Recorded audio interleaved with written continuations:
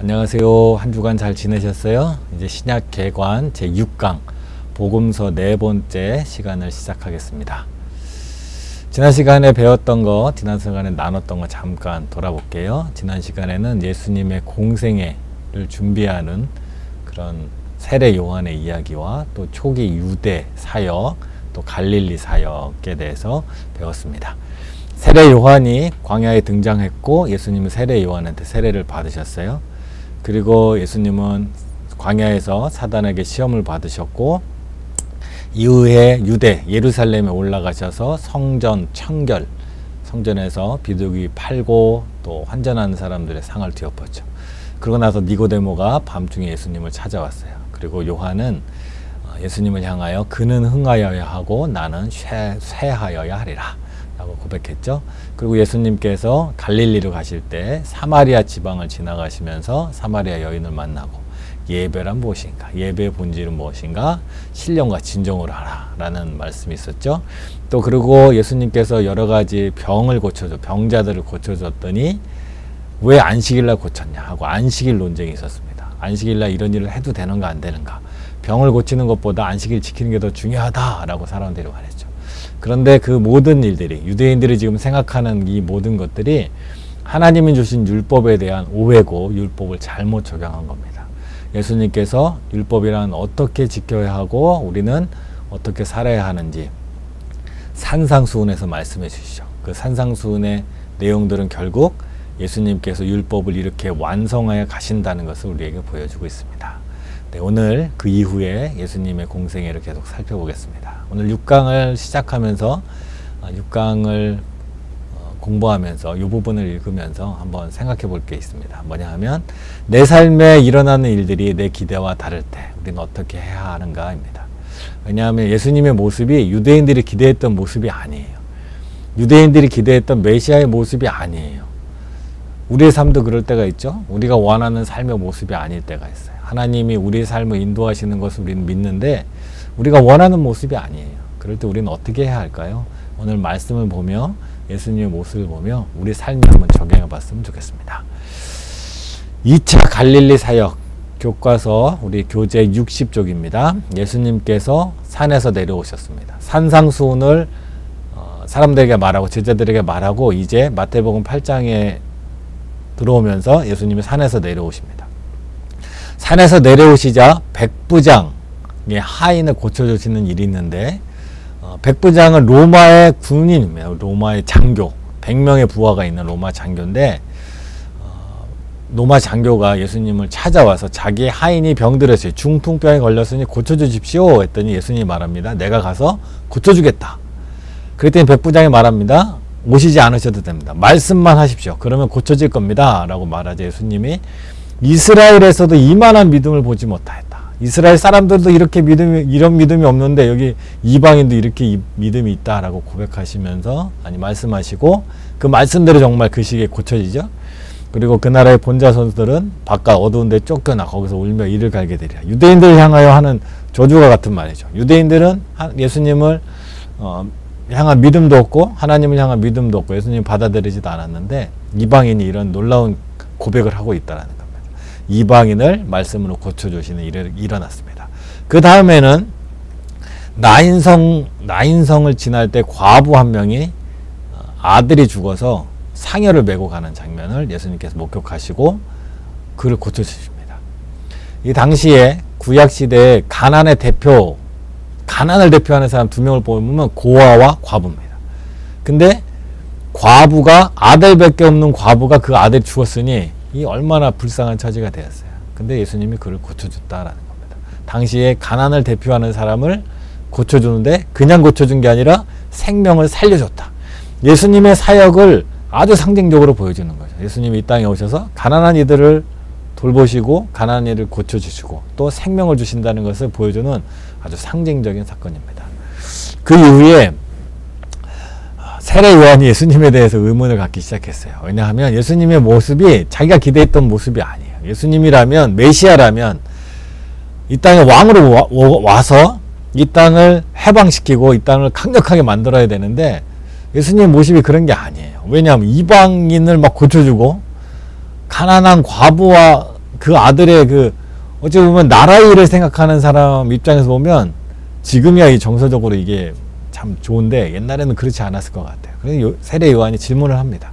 오실 그이가 당신 맞습니까? 당신 정말 메시아 맞습니까? 내가 당신을 예비한 광야에서 나의 모든 사역, 세례 요한의 모든 사역에 당신을 위한 건 맞습니까? 하고 묻습니다.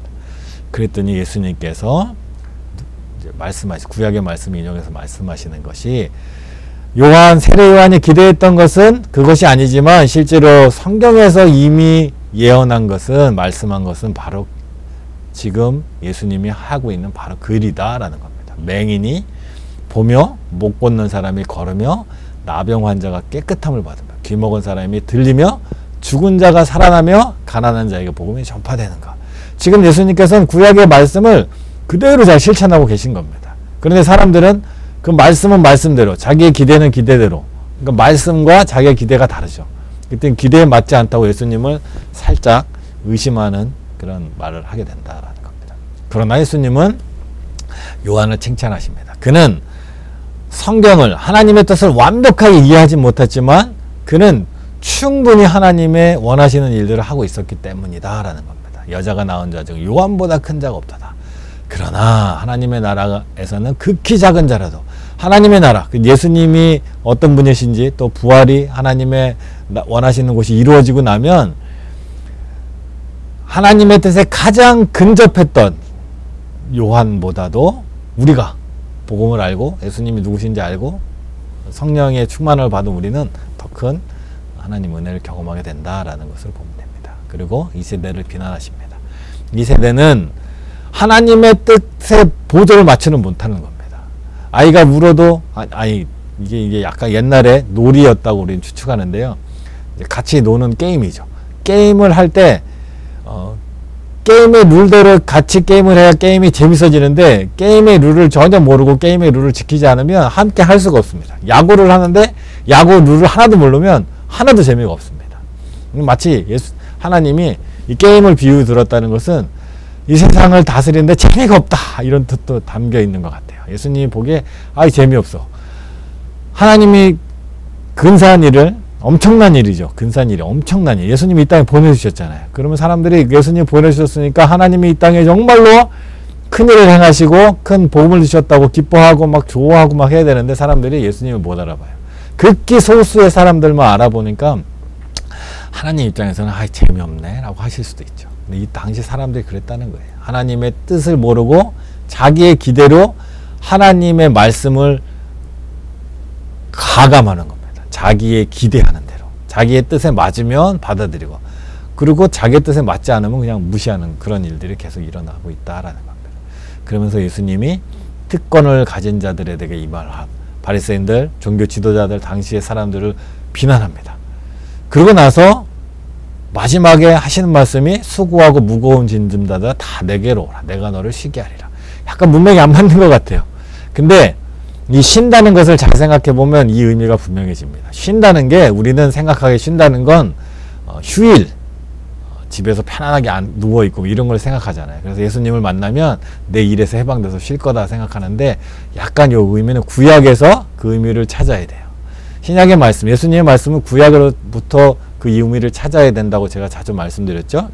쉰다는 것에 대해서 가장 우리가 먼저 생각할 수 있는 말씀이 뭐냐면 창세기 1장입니다. 창세기 1장에 하나님이 천지를 창조하시고 첫째 날, 둘째 날, 셋째 날, 여섯째 날 사람까지 만드시고 뭐 하셨죠? 그 다음날 안식하셨다. 쉬었다라는 겁니다. 이게 바로 예수님이 말씀하시는 쉼입니다. 쉼이란 무엇이냐? 일하기 힘들어서 쉬는 게 아니라 일이 다 완성되었다는 겁니다. 쉼이란 완성되는 겁니다.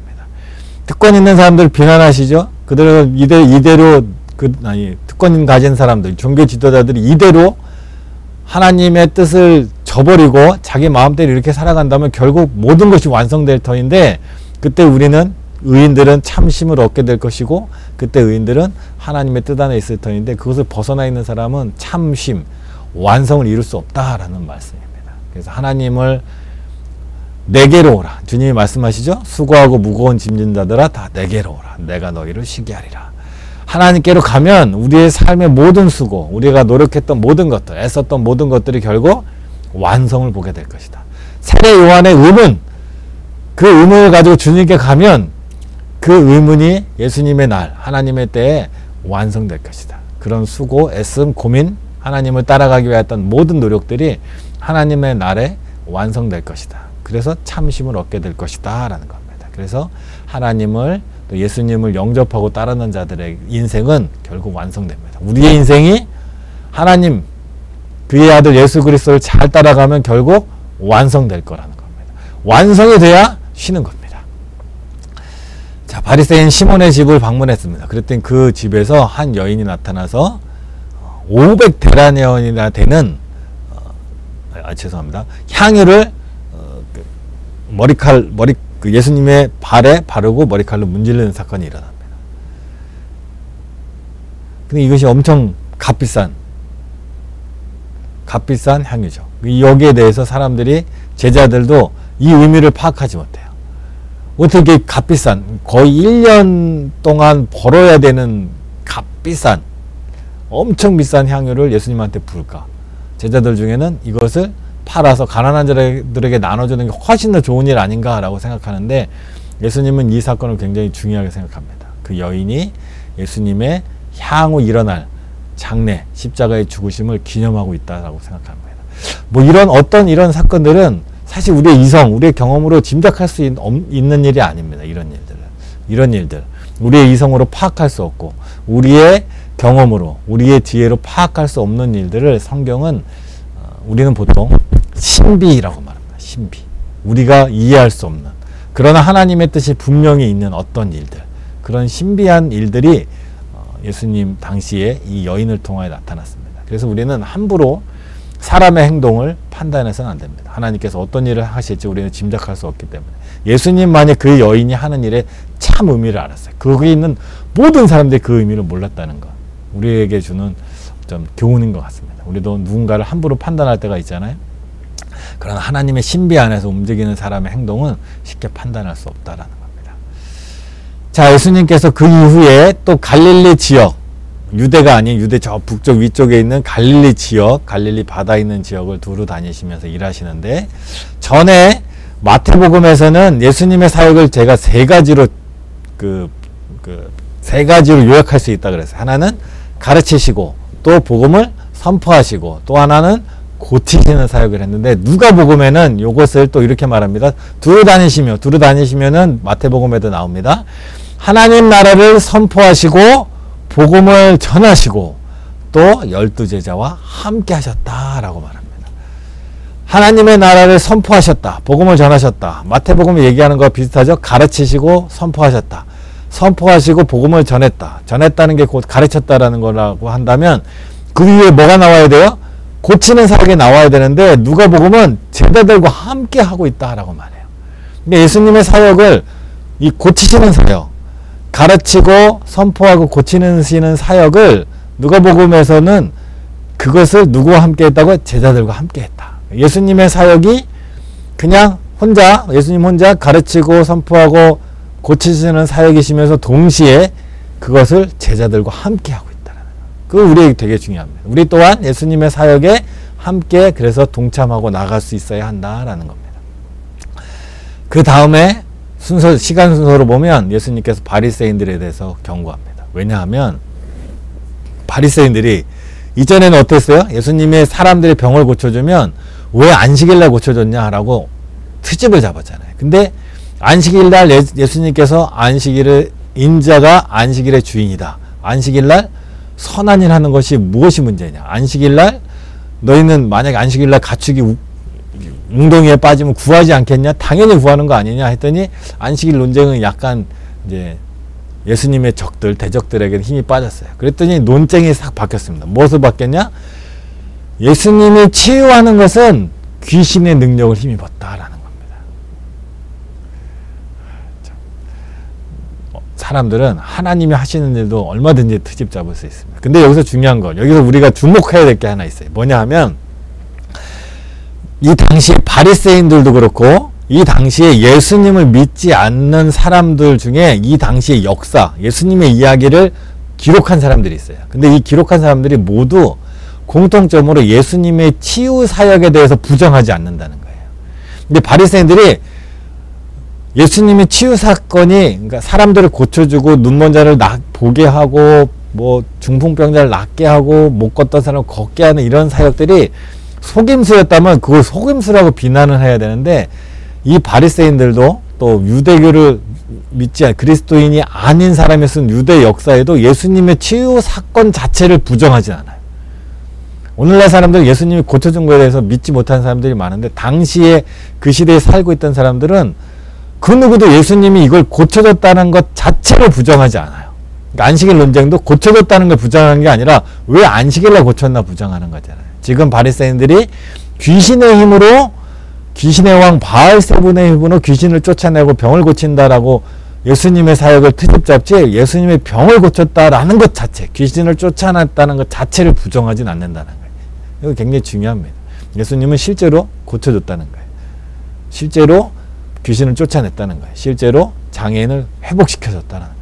실제로 죽은 사람을 살렸다는 거예요. 그 누구도 그 사건 자체를 부정하지 않는다는 거예요. 그 예수님을 따르던 사람들이나 예수님의 대적자들이나 예수님의 치유사역 자체는 아무도 부정할 수 없는 확실한 사실이다라는 겁니다. 자, 그랬더니 이제 예수님이 바알세불, 귀신의 힘으로 사람들을 고치고 다닌다. 결국 이게 뭐예요? 귀신에게 씌었다라는 거죠. 이 소문들이 오히려 바리새인들이 퍼뜨리고 다닌 거예요. 그랬더니 그 소문이 예수님의 가족들에게도 갔습니다. 예수님과 평생 같이 산 가족들도 예수님이 걱정돼서 찾아옵니다. 그때 예수님께서 어쩌면 약간 충격적인 말씀을 하시는 거죠. 내 어머니와 내 동생들은 하나님의 말씀을 듣고 행하는 사람들이다. 그것이 이 당시에, 지금도 그렇지만 이 중동, 이 아랍 또 이 지역의 사람들에게는 엄청난 충격적인 말이었을 것 같아요. 왜냐하면 그들은 굉장히 가족 중심적이거든요. 가족이 매우 중요해요. 우리 구약의 성경도 보면 구원이 가족 중심으로 일어납니다. 아브라함의 가족, 이삭의 가족, 야곱의 가족, 요셉, 이렇게 흘러가는 가족, 족장, 가족 중심의 사회에서 내 어머니와 내 동생들은 혈육이 아닌 하나님의 말씀을 듣고 행하는 자다라는 것은 엄청난 충격이었을 겁니다. 근데 예수님은 당시의 상식, 전통을 뛰어넘는 초월하는 분이었다라는 것을 또한 보여줍니다. 그리고 예수님의 사역의 의미, 예수님의 그 존재, 하나님의 아들, 그리시면서 동시에 하나님이시라는 것을 당시 사람들이 받아들이기에는 아직 시간적으로 또 어떤 결정적인 어떤 사건, 결국 부활 이후에 받아들이게 될 텐데 아직까지 그들이 받아들일 수 없는 그런 일들이라는 것을 우리는 또 짐작할 수 있습니다. 자, 이후에 예수님께서 다니시면서 선포하시고 가르치시고 고치시고 누구와 함께? 제자들과 함께. 그 내용들이 계속 이어집니다. 이제 가르치시는 사역이 시작돼서 치유하는 사역이 끝나고 가르치는 사역, 치유하고 가르치고 선포하고, 치유하고 가르치고 선포하고, 이것이 바로 예수님의 사역인데, 예수님께서 이 땅에 살고 있는 사람들, 하나님의 뜻도 모르고 하나님의 원하시는 거, 하나님의 행하시는 일도 모르는 사람들에게 하나님을, 또 하나님의 나라를 알려줍니다. 그런데 이 땅에는 하나님의 나라와 똑같은 건 없습니다. 그리고 하나님의 나라 갔다 온 사람이 없어요. 그런데 하나님의 나라와 똑같은 것은 없지만 하나님의 나라를 엿볼 수 있는 모습들이 너무너무 많은 거예요. 예수님이 보시기에. 예수님은 그래서 우리의 삶의 자리에서 하나님 나라를 생각할 수 있는 것들을 비유로 많이 말씀하셨는데, 그 중에 대표적인 게 씨 뿌리는 비유. 4가지 밭에 뿌려진 씨입니다. 첫 번째 씨는 길가에 뿌려졌죠. 새들이 먹어버렸어요. 사탄이 방해받아서. 어떤 씨는 흙이 얕은 돌짝밭에 뿌려졌어요. 이것은 이 사람들이 처음에 살짝 하나님을 알고 예수님 믿을 때 기뻤다가 삶에 조금만 어려움이 생기면 뿌리가 내리지 못하는.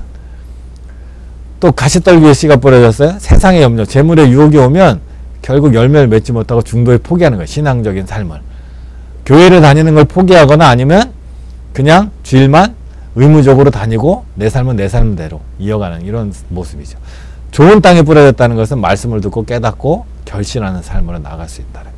당시에 농경사회니까 오늘날 이런 우리가 보면 좀 이해가 안 되는 부분들이 좀 있습니다. 이런 비유들을 보면. 문화가 달라서 그렇습니다. 그래서 그 비유의 의미를 이해하고 그 비유의 의미를 잘 살펴볼 필요가 있습니다. 계속해서 비유가 곡식과 가라지의 비유. 밀이 자라는데 밀 사이에 우리식으로 하면 피, 가라지가 같이 자라는 겁니다. 그런데 어릴 때는 가라지와 곡식의 그 어떤 줄기가 헷갈려요. 그래서 하나님이 놔두시는 겁니다. 놔두시고 어느 정도 키가 지나면 순간 눈에 봐도 뻔하게 분리될 때가 있습니다. 그때 하나님께서 그들을 분리하신다라는 것을 보여주고 있죠. 좋은 씨앗을 뿌리는 자는 인자입니다. 인자는 예수님을 상징합니다. 예수님이 이 땅에서 복음의 씨앗들을 착 뿌립니다. 세상에 밭에다가. 좋은 씨는 천국의 아이들입니다. 좋은 씨가 되어서 잘 자라는 데가 있는데 가라지가 악한 자들이 있습니다. 하나님을 믿지 않는 자들이 또 악한 세력들이 있어요. 가라지를 뿌린 원수는 누구냐? 마귀가 중간에 이걸 막 섞어놨다. 마귀가 그들을 미혹시키고 변절시키고 하는 일들이 일어나죠. 그런데 추수 때에 가서야, 세상 끝이 되어서야 추수권 천사들이 와서 그제서야 갈른다는 겁니다. 이 땅에 살아갈 때는 동시에 존재합니다. 동시에 살고 있어요. 우리는 가라지 사이에 있는 알곡으로 이 땅에 살아갑니다. 그래서 이 땅의 삶이 그렇게 진행이 되고 있다는 게 우리를 사실은 당혹스럽게 하죠. 왜 하나님께서 다스리는 세상에 왜 이렇게 악한 일들이 일어나는가? 우리는 그것에 대한 의문이 있어요. 그런데 예수님께서 이 가라지 비유를 통하여 아직 때가 되기 전까지는 하나님께서 조금 지켜보실 때가 있으면 우리는 알게 된다라는 겁니다. 하나님 나라는 모든 악한 자들과 모든 넘어지게 하는 자들이 최고됩니다. 결국은 재개됩니다. 천사들을 보내서. 그래서 가라지와 알곡의 겉모양이 거의 같지만 추수 때 독보리라고 불리는 가라지는 가운데 부분이 썩어 있기 때문에 의인과 악인의 마음이 각각 다른 것을 절묘하게 여기 표현하고 있는 거예요. 저는 사실 농사를 안 지어서 사실 딱 마음에 와닿지는 않습니다. 그러나 분명한 것은 이제 추수 때 우리는 벼를 기르잖아요. 벼와 피는 분명히 키가 다르기 때문에 얼마든지 구분할 수 있다라는 거예요. 이것은 또 분명히 말씀하시는 것이 하나님께서 말씀하시는 것이 마지막 때가 되면 하나님께서는 분명히 알곡과 가라지를 구분하신다라는 겁니다. 하나님께서는 이 땅의 모든 사람을 구원하길 원하세요.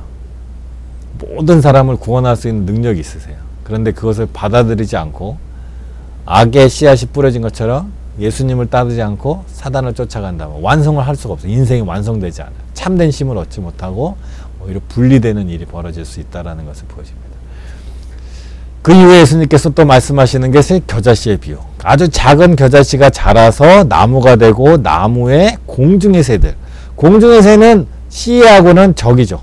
씨앗으로 남아있을 때는 공중의 새가 와서 씨앗을 쪼아먹는 적인데 결국은 그 적들도 나무 사이에 깃들 수 있다라는 거. 삶이 바뀌어간다. 그래서 천국은 겨자씨를 생각해보면 변화도 성장해 가는 겁니다. 예수님이 첫 번째 오신 초림과 재림 사이에 놓인 현 시대에 일어날 전 세계적인 성장. 그래서 우리가 믿는 사람들이 하는 말, 신학자들이 하는 말이 있어요. 예수님이 첫 번째 오셔서 십자가에 죽으시고 부활하시면서 구원이 성취되었잖아요. 그런데 아직 우리는 뭔가 이상해요. 예수님이 세상을 다스리는데 뭔가 이상해요. 그런데 예수님께서 하나님께서 약속하신 것이 있어요. 뭐냐면 예수님의 날, 하나님의 날, 새하늘과 새 땅이 이 땅에 또 이루어진다는 거.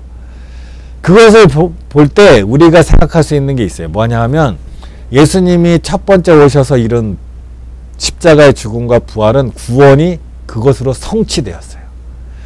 그러나 아직 구원은 완성이 되진 않은 거예요. 완성은 하나님의 나라의 완성이 되는 거예요. 그래서 우리는 예수님의 성취된 구원과 완성될 구원 사이에 살고 있어요. 그 사이에. 그러니까 이 가라지 비유를 보면 그것이 점점 어떻게 돼 그런다? 그러나 그것이 어떻게 시간이 가다가 가만히 있다가 어느 순간 뻥 하나님의 나라가 오는 게 아니라 점점 성장해 가고 있는 거예요. 그래서 다른 말로 표현하면 그러나 아직 구원은 이미 이루어졌지만 그러나 아직 완성은 안 되었다. 그러나 이미 아직 사이에 우리는 살고 있습니다. 그래서 세상을 우리는 그렇게 바라봅니다. 왜 예수님이 이 세상을 통치하신다는데 왜 이런가? 예수님께서 가라지와 알곡을 구분하는 때를 기다리고 계시고 또 예수님께서 하나님께서 예수님께서 세상을 완성해 가시고 그 과정에 있다는 겁니다. 지금 아직 완성된 게 아니에요. 이루었지만 완성은 아닙니다. 우리는 그 사이에 있기에 알곡으로서 쭉정이와 함께 이 세상을 살 수밖에 없다라는 겁니다. 그 다음에 누룩비유. 누룩비유는 작은 누룩이 전체를 변화시키죠. 유대라는 땅에 아주 작은 예수님의 제자들이 세상을 다 변화시킨처럼 천국은 그런 식으로 우리 가운데 온다라는 겁니다. 그리고 감추인 보화의 비유. 천국이라는 건 예수님이 이 땅에 오셨지만 우리는 그것이 얼마나 귀한지 당시 사람들이 보질 못하는 거예요.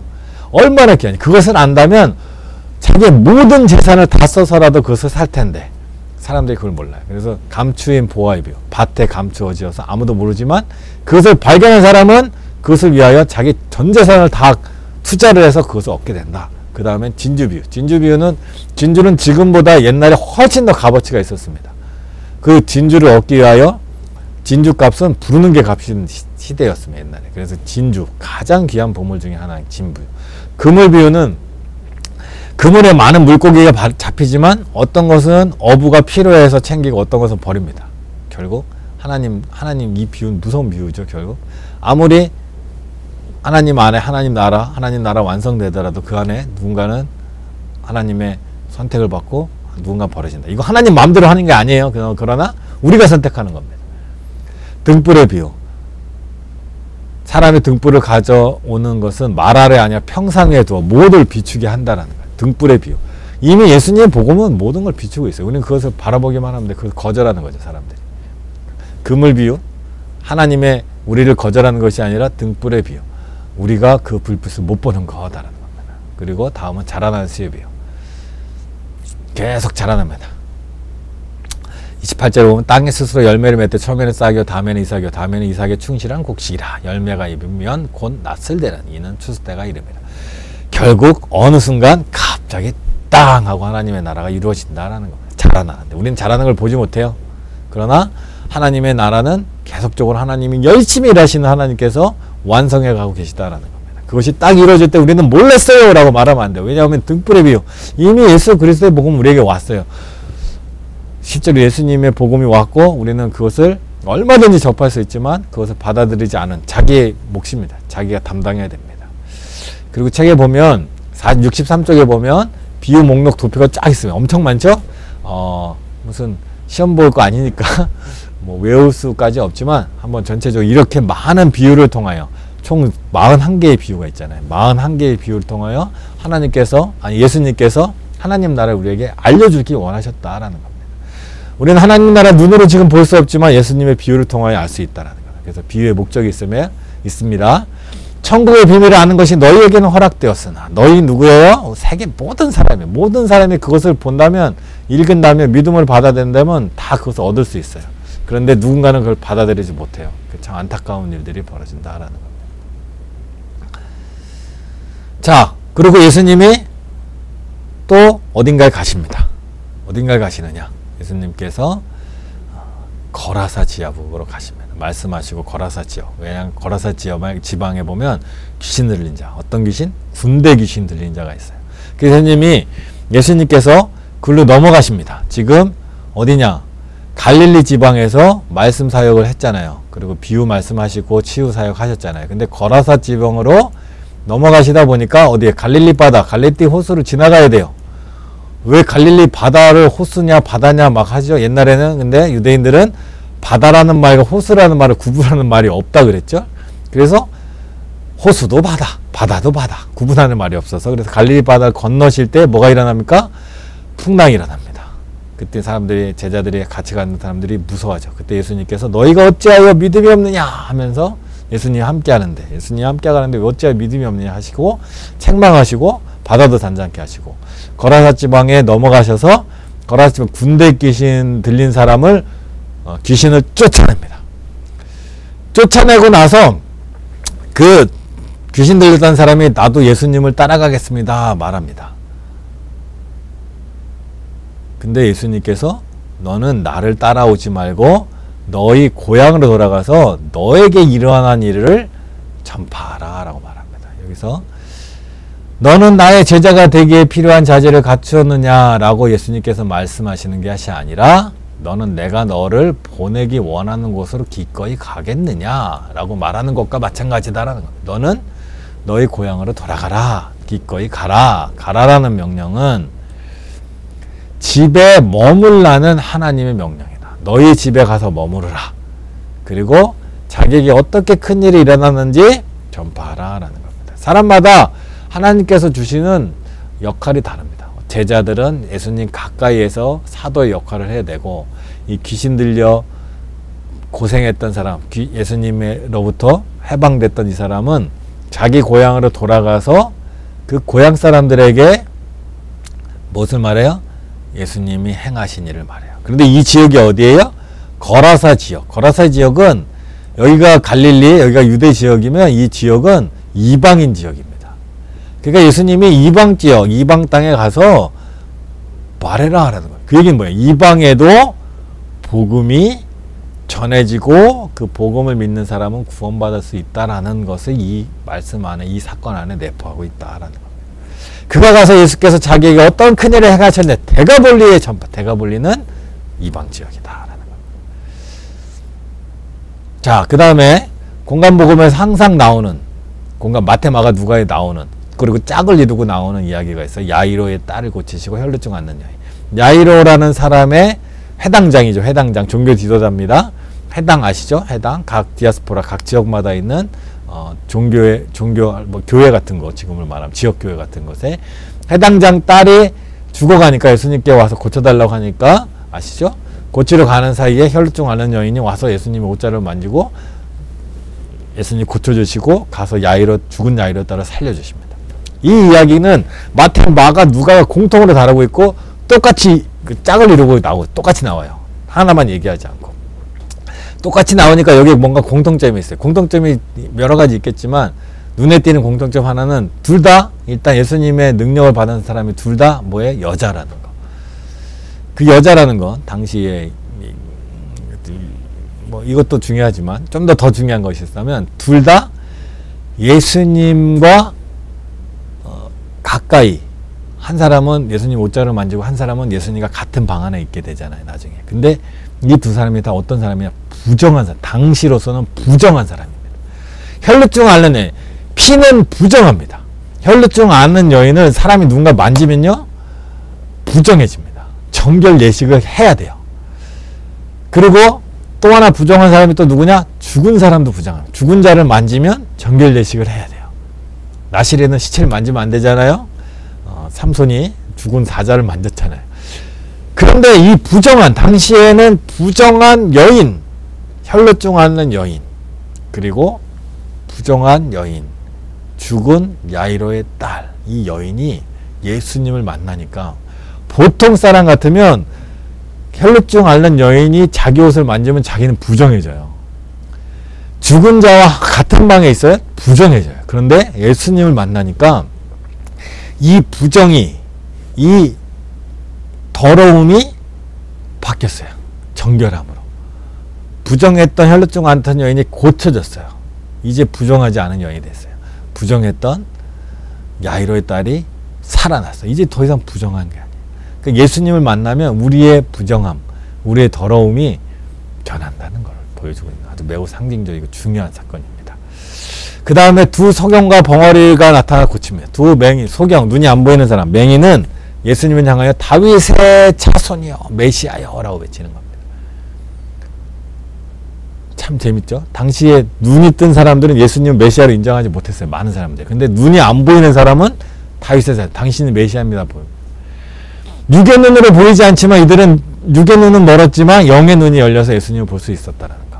또 말 못하는 사람을 고쳐집니다. 그러자 또 논쟁이 일어났습니다. 귀신의 힘으로 고쳐졌다라는 또 논쟁이 일어났습니다. 그리고 나사렛에서 배척당합니다. 나사렛은 예수님의 어린 시절, 고향과 같은 곳이잖아요. 근데 거기에서 사람들이 예수님을 배척합니다. 귀신 들려서 이런 기적을 행하는 사람 필요 없다! 보냅니다. 우리는 예수님을 메시아로 인정하지 않는다. 배척당하는 거예요.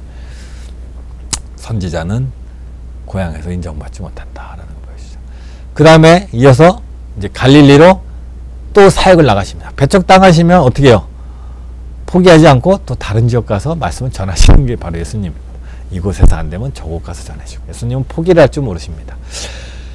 근데 이 사역이 점점 시간이 지나면서 예수님의 사역들이 조금 변하고 조금 바뀌어갑니다. 마태복음에서는 아까 제가 강의 초반에 말했죠. 가르치시고 선포하시고 병든 자를 고쳐줬잖아요. 누가복음에 가서 2차 갈릴리 사역 할 때는 천국을 선포하시고 복음을 전하시고 제자와 함께 하셨잖아요. 이제는 어떻게 하냐? 제자들을 파송합니다. 예수님이 일하시고 함께 일하시고 파송합니다. 12제자를 선택해서 파송합니다. 그런데 보라 내가 너희를 보내니 양을 이리 가운데 보낸것 같도다. 양을 이리 가운데 보내면 어떻게 잡아먹게 해야 되잖아요. 그래서 우리는 어떻게 되냐? 뱀같이 지혜롭고 비둘기같이 순결하라. 뱀같이 지혜롭다는 것은 사회를 좀 어느 정도 좀 알아라 돌아가는. 그렇지만 뱀처럼 살면 안 됩니다. 비둘기처럼 순결함을 갖고 살아야 됩니다. 우리도 악한 일 할 줄 알아요. 나쁜 일 할 줄 알아요. 그러나 하나님의 뜻이기 때문에 안 하는 겁니다. 사람이 오른쪽 뺨 때리면 우리도 때릴 수 있어요. 그러나 때리지 않는 이유는 예수님이 비둘기처럼 순결하라 하기 때문이다라는 겁니다. 그리고 아주 중요한 사건이 일어납니다. 세례 요한이 이때쯤 돼서 생을 마칩니다. 헤롯 왕이, 갈릴리 다스린 헤롯 왕이 워낙 세례 요한을 껄끄러워했어요. 세례 요한이 자기의 어떤 잘못된 일, 자기 동생의 아내를 결혼한 일, 이런 막장 드라마 같은 일을 벌이는 자기를 굉장히 비판했기 때문에 세례 요한을 껄끄러웠는데 그 헤롯 왕과 결혼한 부인은 더 싫어했던 것 같아요. 그래서 사건을 계기로 세례 요한을 죽입니다. 세례 요한이 죽는다는 것은 예수님에게도 상당한 의미가 있었을 것 같아요. 왜냐하면 세례 요한은 예수님의 길을 예비하는 사람이잖아요. 예수님께서 광야로 나가시기 전에 세례 요한이 먼저 광야에 나갔잖아요. 예수님의 길을 예비하는 사람. 이제 세례 요한이 죽었다는 것은 예수님의 죽음도 점점 가까이 오고 있다는 것을 또 상징적으로 보여줍니다. 그러면서 또한 놀라운 사건, 매우 특별한 사건이 하나 나오는데 오병이어의 기적입니다. 떡 5개와 물고기 2마리. 이것은 신약 성경에 매우 이례적으로 마태, 마가, 누가, 요한복음이 모두 기록하고 있는 사건이에요. 그만큼 중요한 사건입니다. 예수님의 부활을 제외하고 사복음서에 모두 기록된 유일한 기적입니다. 다른 기적들은 여기는 나오고 저기는 안 나오는데 이것만 다 기록하고 있어요. 예수님께서 5,000명을 먹이셨죠. 남자만 5,000명. 근데 사람들은 지금도 그렇지만 과거에 그 당시 사람들도, 예수님의 제자들도 이 많은 사람들이 먹이는 것이 가능할까? 어떻게 가능할까? 이것이 가능한가라는 어떤 방법의 문제에 우리는 꽂혀 있어요. 이게 어떻게 가능하지? 이게 어떻게 가능하지? 대략 생각해봐도 남자만 5,000명이면 여자, 어린이, 노인들까지 따지면 거의 한 2만 명, 몇만 명 될 것 같은데 이걸 어떻게 먹이지? 그것은 지금 사람들도 궁금하고 이해가 안 되고 당시에 제자였던 빌립과 안드레도 이해가 안 됩니다. 이 많은 사람은 어떻게 먹어요? 우리가 가진 것은 이 어린아이가 갖고 있는 도시락 하나뿐인데 라는 거죠. 예수님께서는 제자들이 가지고 있는 것이나 다른 사람으로 모은 것으로는 이 문제를 절대 해결할 수 없음을 하죠. 어떤 사람들 이것을 해결하려고 막 방법을 공언합니다. 그래서 예수님께서 축사하시고 이걸 도시락을 나눠줬더니 다른 사람들은 다 자기 가져온 도시락을 막 나눠줘서 다 먹고 해결했다. 가능성이 있을까요? 없어요. 왜냐하면 문제는 다 먹고 남은 도시락, 남은 떡이, 빵이 12광주리가 남아야 되잖아요. 자기 가져온 도시락을 나누면 내가 1인분 싸웠는데 옆에 사람하고 나누면 2분의 1 됩니다. 9명이 싸우고 1명만 안 싸웠어도 그게 10%가 줄잖아요. 근데 많은 사람들이 배고파했다 그랬어요. 준비된 사람이 거의 없었어요. 그런데 그게 남아서 12광주리가 되려면 이건 불가능한 일입니다. 이 참 성경이 참 요거만 없었어도 우리가 이성적으로 이해하기 쉬운데 이것도 하나님의 신비, 놀라운 능력입니다. 12광주리가 남았다는 것은 사람이 할 수 있는 일이 아닙니다. 예수님은 제자들이 예수님 자신을 의지할 필요가 있음을 깨닫기를 원하셨어요. 예수님을 의지해야 이런 일이 일어난다. 그런데 이것은 또한 이 신비이면서 상징성이 있습니다. 뭐와 상징성이냐면 구약의 사건을 비교해서 보여주는 거예요. 구약에서 떡과 관련된 중요한 몇 가지 사건이 있는데 그 중에 하나는 광야에서, 지금도 사실 이 사람들이 있는 곳, 사람들이 모여있는 곳, 5,000명의 사람들이 모여있는 곳이 광야입니다. 왜? 떡을 구할 것, 식량을 구할 곳이 없는 거예요. 외진 곳이에요. 광야 같은 곳에 있습니다. 그때 하나님께서 매일 아침마다 아무것도 없는 곳에서 만나를 내려주셔서 먹게 했잖아요. 예수님이 아무것도 없는 곳에서 떡을 풍족하게 나눠주어서 이 사람들이 다 먹을 수 있게 해줬다는 것은 매우 상징적인 구원의 역사를 보여줍니다. 또 하나는 열왕기 하에 보면 엘리사가 보리떡을 불어나게 하는 사건이 기록되어 있습니다. 이런 사건. 그런데 그때는 기껏해야 100명 정도, 100명도 사실 놀랍죠. 한 명에게도 떡을 만드는 게 어려운 건데 사실.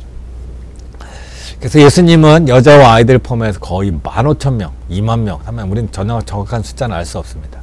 각 사람이 140g의 음식만 소비했다 할지라도 약 2톤 이상의 음식이 필요하고 또 남은 광주리에 12방울이 광주리가 있어야 되는데 놀라운 일을 행하셨다. 그리고 이 사건은 예수님께서 우리를 먹이시는 분, 생명의 떡, 참 양식, 하늘로부터 내려오는 양식을 주시는 분, 구원자라는 것을 보여주는 매우 중요한 사건이기 때문에 복음서 모든 기자들이 이것을 기록하고 있어요. 예수님이 우리를 먹여 살리신다. 우리의 능력이 아니다. 우리의 기술이 아니고 우리가 가진 것이 아니다. 하나님이, 예수님이 우리에게 주시는 것으로 우리는 풍족하게 나눌 수 있게 된다. 혼자만이 아니잖아요. 수많은 사람들이 나눠서 먹을 수 있다. 그런데 또 한편으로 생각할 게 있어요. 뭐냐면 예수님께서 이 사람들을 모으셨을 때 몇 명씩 모여 앉으라고 얘기하셨냐면 50명씩 모여 앉으라고 그랬어요. 50명이라는 건 일종의 조직과 같습니다. 5,000명이 50이니까 100개의 조직으로 나눴어요. 그러고 나서 떡을 나눠줬어요. 근데 사람들이 지금 예수님을 무엇으로 기대하고 있었냐면 메시아로 기대하고 있었어요. 메시아란 왕입니다. 통치자입니다. 그는 군사 지도자입니다. 이제 여기 모여 5,000명을 가지고 50명씩 나눠서 중대 이루고 소대를 이루고 또 예수님의 12제자가 각 무리들을 모아서 장군이 되면 예수님은 5,000명의 군대가 완성되는 거예요. 그 5,000명의 군대로 나라를 왕으로 즉위해서 예루살렘으로 가서 새로운 왕국을 세울 수 있는 기대감이 있을 수 있습니다. 그것을 요한복음이 기록하고 있어요. 무리들이 예수님을 왕으로 세우는 거예요. 자, 이제 우리 모였으니까, 우리 이제 배불리 먹었으니까 예수님 우리를 먹이시는 분, 구원자, 우리에게 양식을 주시는 분, 이제 이렇게 모인 이 커다란 무리가 나라를 세웁시다. 예수님 왕이 되어 주십시오 하고 합니다. 그 예수님 어떻게 해요? 사라져 버립니다. 다 내쫓습니다. 예수님 원하시는 왕은 그런 왕이 아니다라는 겁니다. 예수님이 모두를 다 떠나게 합니다. 심지어는 제자들도 떠나게 합니다. 제자들은 배를 타고 보내시고 혼자 한적한 곳에서 홀로 기도하십니다. 예수님이 원하시는 것은 권력이 아니다라는 거예요. 세상의 권력이 아니다라는 거예요. 그런데 배 타고 가다가 풍랑을 만나죠. 제자들은 당황합니다. 그때 예수님께서 무리를 걸어 오시죠. 무리를 걸어 오세요. 그리고 그들을 구해줍니다. 이 참 구약의 사건하고 비교해보면 재밌는 게, 구약의 출애굽기에 보면 홍해가 갈라져서 이제 밤새 풍랑이 일면서 홍해가 갈라지고 건너잖아요. 물이 마르고, 요단강도 물이 말라야 건너잖아요. 근데 예수님은 물이 마르지 않았는데 무리를 걸어 오시는 거예요. 무리를 건너 오시는 거예요. 예수님의 능력이 모세나 여호수아보다 훨씬 더 뛰어난 겁니다. 그리고 예수님께서 원하시는 것은 예수님께서 무리를 걸으셨듯이 우리 또한 예수님처럼 무리를 따라 걷길 원해요. 베드로를 부르십니다. 베드로가 원했고, 그러나 그때까지 아직 베드로는 예수님을 따라 무리를 걸을 만한 아직 역량이 안 되는 거죠. 왜냐하면 아직 예수님이 누군지도 정확하게 모르고 성령의 능력도 입지 못했고 예수님의 부활을 경험하지 못했기 때문에 안 되는 겁니다. 그러나 분명한 것은 이 사건을 통해 예수님이 무리를 건너오셨다. 구원을 이루시는 거죠. 그리고 능력으로 바다를 잠잠케 하시는 세상의 참 통치자시고, 그리고 앞으로 우리의 삶을 무리로 걷는 것처럼 고난의 바다를 건너게 하신다라는 것을 보여주는 매우 중요한 사건입니다. 요한이 예수님을 새로운 유월절, 새로운 만나, 그리고 모세보다 크신 분으로 이렇게 소개하고 있다는 겁니다.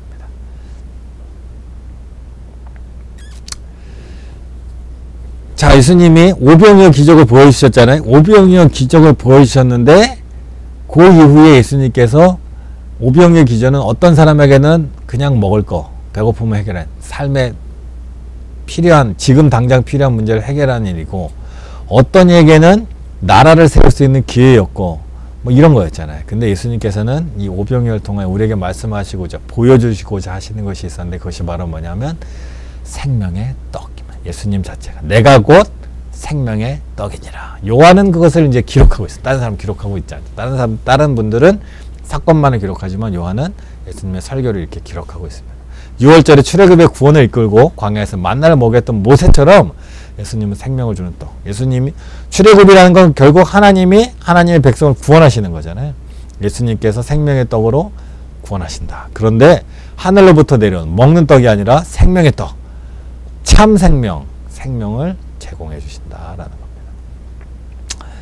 이것이 바로 예수님, 하나님께서 출애굽에서 모세를 통하여 주신 율법의 의미, 모세를 통하여 이루신 출애굽의 구원의 의미입니다. 그런데 여전히 사람들은 예수님을 보고도 오병이어 기적을 경험하거나 듣고도 예수님을 아직 몰라요. 그래서 바리새인들은 장로의 유전, 자기들이 갖고 있는 전통을 계속적으로 고집합니다. 예수님 오셔서 율법을 완성하시고 우리의 잘못된 길을 고치길 원하시지만 고치지 않습니다. 그들이 하는 잘못됨을 예수님이 지적하십니다. 고르반, 너희는 입술로 나를 공경한다 말하지만 사람의 계명으로 교훈을 삼아 가르치니 이것이 헛된 경배다. 너희는 전통으로 하나님을 잘 믿는다고 말하지만 사실은 아니다. 아버지나 어머니에게 말하기를 내가 드려 유익하게 할 것이 고르반, 곧 하나님께 드림이 되었다면 그만이다 하면서 실제로 하나님이 원하시는 율법을 지킨다 말하지만 온전히 그 뜻대로 지키지도 못하고 있다라는 것을 예수님이 말하고 계시는 것이죠. 유대인들은 그렇잖아요. 지금 유대인들은 하나님의 뜻이 뭔지도 모르고 지킨다라고 우기고 있는 거예요. 그런데 놀라운 사건이 벌어집니다. 어떤 사건이냐? 수로보닉의 여인. 이 여인은 이방인입니다. 이방인 여인이 와서 예수님 와서 딸을 고쳐달라 말합니다. 그때 예수님이 아주 모질게 말하죠. 나는 유대인을 위해서만 일한다. 자녀의 떡을 취해서 개에게 줄 수 없다. 모질게 말, 모질게. 와, 정말. 근데 이 여인이 놀라운 믿음의 고백을 합니다. 종은 그 떨어지는 부스라기, 개는, 나는 개만도 못합니다. 개만도 못. 정말 유대인들은 이 수로보닉의 여인과 같은 이방인 여인들, 이방인 사람들 개로 취급하잖아요. 근데 개도 주인이 떨어뜨리는 그 떡의 부스러기를 먹고 산다라고 고백합니다. 이 예수님이 아마 깜짝 놀라셨을 거예요. 그러면서 예수님이 칭찬합니다. 이 여인이 여자여, 내 믿음이 크도다라고 말합니다. 유대인들은 믿음이 없고 눈이 어두워서 예수님을 알아보지도 못하고 하나님 뜻도 모르는데 이 여인은 정말로 하나님께서 원하시는 것, 정말로 하나님께서 주시는 것이 무엇인지 아는 거예요. 그런 예수님이 깜짝 놀라시면서 내 믿음이 크도다. 내 소원대로 되리라. 하나님을 놀랍게 하는 믿음의 고백. 하나님 원하시는 일이 무엇인지 알고 우리가 따라갈 때 하나님은 우리에게 이런 칭찬을 해주실 것입니다. 그리고 나서 귀 먹고 어눌한 자를 고쳐주십니다. 귀 먹고 귀도 먹고 말도 어눌한 사람. 에바다, 열려라. 어쩌면 이스라엘 향한 외침일 수도 있어요. 예수님이 열려라. 제발 좀 열려라. 이 사람을 좀 봐라. 귀 먹고 얼려지지만 열려라 하니 열리지 않냐. 너희는 도대체 왜 열리지 않냐. 예수님이 오병이어와 같은 비슷한 기적을 다시 한번 보여주십니다. 그랬더니 나는 생명의 떡이다. 오병이어 기적을 보여주시고 나는 생명의 떡이다 말씀하시고 또 7병이의 기적, 7개의 떡과 2개의 물고기를 고쳐주시면 예수님이 원하셨던 것은 아, 예수님은 정말 생명의 떡이구나 라고 해야 될 터인데 사람들은 우리에게 또 기적을 보여주세요. 우리 예수님이 날마다 떡을 주시면 이 구약시대 만나가 내려주신 때와 같이 되면 우리는 이제 예수님만 따라다니고 예수님이 주시는 건 먹으면서 따라다닐게요. 뭐 이런 마음이 있겠죠. 예수님이 말합니다. 악하고 음란한 세대가 표적을 구하나. 요나의 표적. 요나의 표적은 뭐야? 바다에 빠져서 물고기 뱃속에서 거의 죽는 거. 죽고 3일 뒤에 물고기 뱃속으로 나오는 십자가의 3일의 죽음을 이제 상징적으로 말씀해 주시는 겁니다. 표적을 구하는 것입니다. 우리를 향한 기적, 하나님이 하시는 기적, 예수님이 행하시는 기적, 이 신비는 하나님의 사랑과 구원의 경륜을 보여주는 매우 상징적인 사건입니다. 그래서 하나님은 기적을 매번 보여주실 필요가 없어요. 매번 기적으로 우리를 구원해 주실 필요가 없어요. 왜냐하면 그 기적을 통해 우리의 믿음을 세우고 우리는 하나님을 믿고 따라가기를 원하시는 것이 하나님의 뜻이지, 기적으로 매일 우리는 매일 삶이 기적과 같은 거죠. 기적이죠, 사실은. 근데 그 기적이라는 게 뭐 갑자기 없던 빵이 생기고 없던 돈이 생기고 이런 기적만을 얘기하는 게 아니에요. 병든 자가 고쳐지고가 아니라 매일매일의 우리의 삶이 기적입니다. 하나님이 우리와 함께 하시는 그런 삶이 기적적인 삶, 신비한 삶. 예수님이 원하시는 건 그거예요. 아, 주님이 내 눈에 보이지 않지만 하나님이 함께 하시는구나. 내 눈에 보이지 않지만 예수님이 나와 함께 하시는구나. 내가 느껴지지 못할 때라도 성령님은 나를 도우시는구나. 그분을 따라 나가다 보면 하나님께서 때를 따라 일을 이루시는 기 때문에 우리는 그러한 삶을 살아가야 되는데, 사람들은 기적만을 바랍니다. 볼거리. 자, 그러면서 예수님이 바리새인과 사두개인을 누룩이라 표현합니다. 누룩은 원래 뭐에서 천국의 비유에도 나오잖아요. 천국도 누룩처럼 작은 것인데 쭉쭉 퍼져나가잖아요. 근데 바리새인의 누룩도 마찬가지로 작은 것이지만 점점 커지면 악영향이 됩니다. 그러니까 좋은 것도 점점 퍼져나가지만 악한 것도 퍼져나갑니다. 그런데 대개의 경우 악한 게 퍼져나가는 속도가 훨씬 빠릅니다. 그래서 우리는 조심해야 돼요. 나쁜 소문이 훨씬 더 빨리 퍼져갑니다. 그 다음에 또 예수님께서 소경을 고쳐주십니다. 그런 일들이 계속 일어나면서 예수님이 가르치시고 고치시고 선포하시고 일어나면서 제자들의 마음에 점점 변화들이 일어납니다. 특별히 베드로의 마음에 변화가 일어납니다. 예수님께서 말씀하시죠. 너희는 나를 누구라 하느냐. 그때 시몬 베드로가 주는 그리스도시요 살아계신 하나님의 아들입니다. 그리스도시요 아들입니다. 이 고백은 베드로의 이성으로 나온 고백이 아닙니다. 이것을 알게 하니는 하나님이다 라고 예수님이 말합니다. 우리는 때로는 나도 알지 못하는 사이에 하나님의 말씀을 전할 때가 있습니다. 하나님의 말을, 하나님의 마음을 전할 때가 있습니다. 우리 입이 먼저 나올 때가 있죠. 그럴 때 우리는 순종하고 가면 됩니다. 근데 그게 잘 안 되죠. 베드로처럼. 자, 베드로가 이런 고백을 하자 예수님께서 죽음과 부활에 대한 예언을 하십니다. 앞으로 장차 고난받아서 버려지고 십자가에 죽고 그러나 3일 만에 부활할 것이다. 제자들은 이것이 싫어요. 죽는 것도 싫고 고난당하는 것도 싫어요. 부활은 그들의 머릿속에 들어있지도 않습니다. 그래서 얼마 뒤에 예수님께서 이후에 부활되면 보게 될 모습을 살짝 맛보여주는 사건이 벌어집니다. 그래서 바로 변화산 사건. 변화된 산 사건. 예수님께서 제자들 몇 명만 데리고 산에 올라갔는데 그곳에서 호련히 변화되어 광채가 나고 모세와 엘리야, 율법의 상징 모세, 선지자 상징 엘리야가 나타나서 세 분이 대화하는 모습을 제자들이 봅니다. 이 제자들이 이 놀라운 장면을 본 거죠. 예수님의 이후에 이제 부활 이후에 이런 모습을 또 보게 되겠죠. 그리고 이 황홀경, 이 놀라운 은혜와 황홀경을 경험한 제자들이 현실의 산 아래로 다시 내려왔더니 무슨 일이 있어요? 귀신 들린 아이를 못 고치는 제자의 모습. 부활의 황홀을 경험했지만 구원받는 놀라운 은혜를 경험하지만 변함없이 무능한 우리의 모습이 그게 우리의 또 현실인 거예요. 변화산의 놀라운 모습과 함께 귀신 들린 아이를 고치지 못하는 우리의 현실이 이게 공존하는 겁니다. 우리의 삶도 그렇잖아요. 하나님의 은혜롭게 우리를 이끄시는 은혜로운 삶이 있어요. 예배할 때, 기도할 때, 말씀 읽을 때, 하나님을 묵상할 때 우리 안에 있는 은혜들이 있잖아요. 그러나 현실은 또 변화되지 않고 고쳐지지 않고 회복되지 않는 현실의 문제들이 여전히 공존하잖아요. 이 두 개의 이 모순적이고 충돌되는 것 같은 삶을 이어주는 게 있어요. 뭐예요? 기도입니다. 기도 외에는 다른 것으로는 이런 종류가 나갈 수 없어요. 예수님의 놀라운 능력, 변화되는 예수님의 모습, 부활의 능력이 결국 귀신 들린 아이를 고칠 수 있는 능력으로 이어집니다. 그런데 제자들은 고칠 수 없어요. 그때 예수님 말합니다. 기도 외에는 다른 방법이 없다. 그러고 나서 예수님께서는 제자들이 깨달을 때마다 고난과 그러니까 고난, 십자가, 부활을 계속해서 말씀하십니다. 그러고 나서 또 무슨 일이 벌어지냐면 성전세를 내는 거예요. 성전세. 유대인들은 20세가 되면 성인이, 우리 기준으로 성인인데 20세가 성인은, 유대인들의 성인은 14살 정도 됩니다. 20세가 되면 성전에 반세겔 정도 되는 세금을 내야 됩니다. 그때 어떻게 하면 좋냐? 베드로가 묻습니다. 그랬더니 베드로에게 지금 당장 가서 낚시를 해라. 그 물고기가 잡힐 것이다. 그 물고기 입을 열면 그러니까 한 세겔이 나올 거다. 그러면 반 세겔은 너를 위하여, 반 세겔은 날 위하여 세금을 갖다 내라. 놀라운 일이죠. 예수님의 교훈은 그분의 전지하심, 신성을 명백하게 보여줍니다. 하나님, 예수님의 능력이 무엇인지를 명확하게 보여주고, 동전의 기적은 그분의 죽으심과 부활의 결과로 인해 성전 예배가 다른 형태로 바뀔 것을 암시합니다. 이 동전, 이것이 얼마나 사실은 의미가 약해지는가를 보여줍니다. 이 동전을 낸다는 것, 이것이 얼마나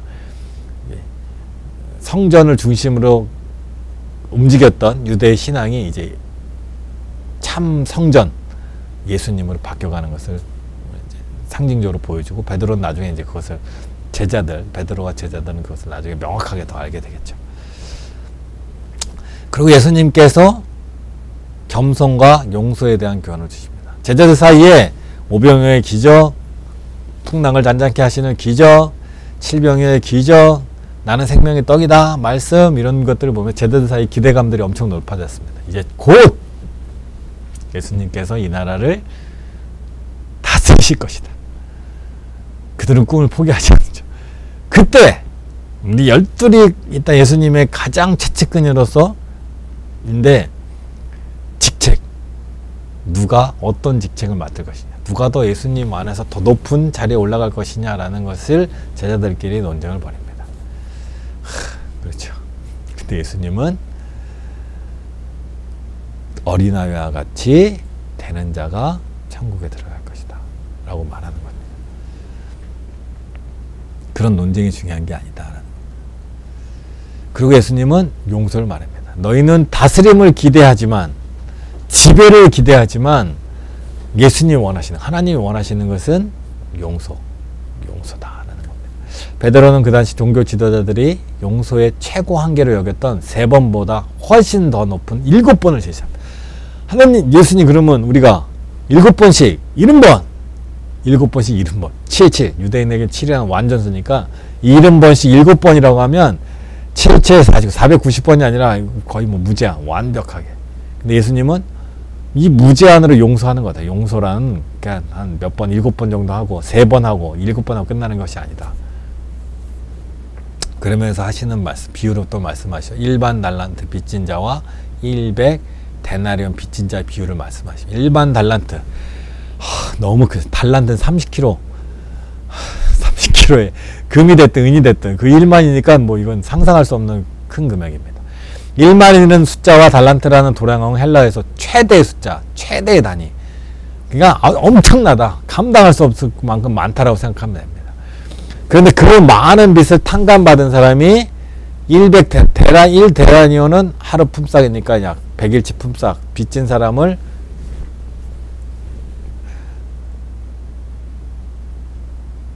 빚독촉하는 이런 모습이 마치 하나님으로부터 우리의 모든 죄가 용서받았는데 다른 사람을 용서하지 못한 우리의 모습과 같다. 이것이 바로 예수님이 말씀하시는 것이죠. 우리는 겸손과 용서하는 마음이 하나님 나라에 필요한 덕목이다라는 걸 예수님 말씀해 주시는 것이죠. 너희가 각각 마음으로부터 형제를 용서하지 않으면 너희 하늘 아버지께서도 너희와 이와 같이 하시리라 라고 말씀하십니다. 네, 오늘은 여기까지 하겠습니다. 감사합니다.